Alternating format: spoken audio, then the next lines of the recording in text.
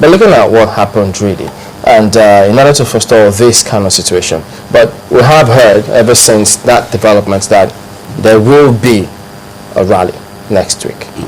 So, isn't that another invitation to this kind of scenario? You see, and this is the situation we've been trying to avoid.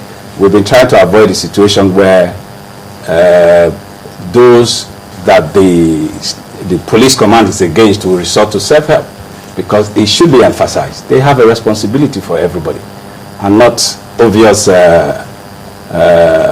partial disposition that they have taken in their operation in the state.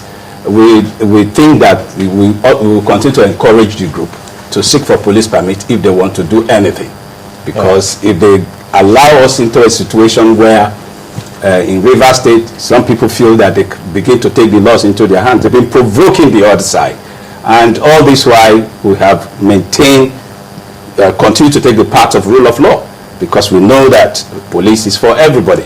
But if they allow a situation where we resort to self-help, then the security situation in Rivers State will degenerate. And if you look at it historically, where we have had situations where the federal government seem to look at the other side when issues are going in the state, they never all go well for this country.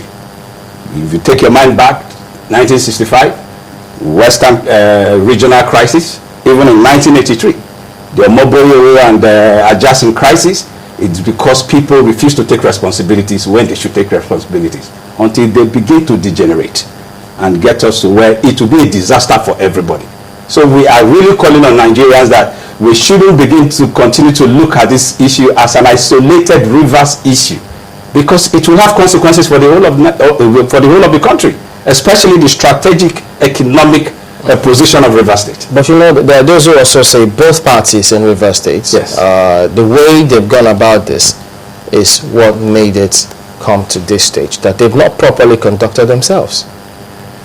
Both parties, yes, both the APC and the PDP, they accuse both of you of just overheating the whole system. But we're not even talking of APC and PDP here. No, but we know that we are not even talking about even at that. We are talking about the bias that have been shown by police over even the issue. Somebody has to take responsibility. This is a country governed by laws. Well, have you heard the CPA's comment about some of the accusations made against him? That when he came to Rivers, the governor told him, listen, if you get instruction from Abuja, what we do here is that you have to modify. He says that the governor wants to pocket him, and since he refused, and then they're accusing him of if you believe that, then you believe that my great-grandfather is still alive. You know, because we have seen a pattern. We've seen a pattern of lies and all that. The governor of Rivers State that I know, is a complete gentleman. You have never heard of a case of the governor, even before this whole crisis, using the police against anybody. Never happened. He's a governor that abhors violence, and of course you know that since 2007, before he came in, Rivers State was in total security crisis, and that has been taken care of. But the unfortunate thing that is going on now is that we are going back to pre-2007 security situation in Rivers State, and all that caused by all this sort of bias, inability to take responsibility, inability to face real leadership decisions where people should make decisions irrespective. You know, I'm a little worried though. Yes. If in spite of all that has happened in the last 2 weeks, Save Rivers movement still says it wants to go ahead and have another rally, does it not also care about, you know, security of lives and property? And that is why we are here alerting the whole nation that those who should do their work without bias. So issues like this wouldn't arise. I'll give you a situation. 2 days ago, a group called Voice of Orashi in Ogba Igbema local government area of Rivers State invaded the council with over 200 policemen that they wanted to hold a program within the pavilion in the council premises. They invaded without permission from the local government chairman. Invaded the place, and they were one of the television stations live, right inside the premises of the council. The same situation also happened in Omuma.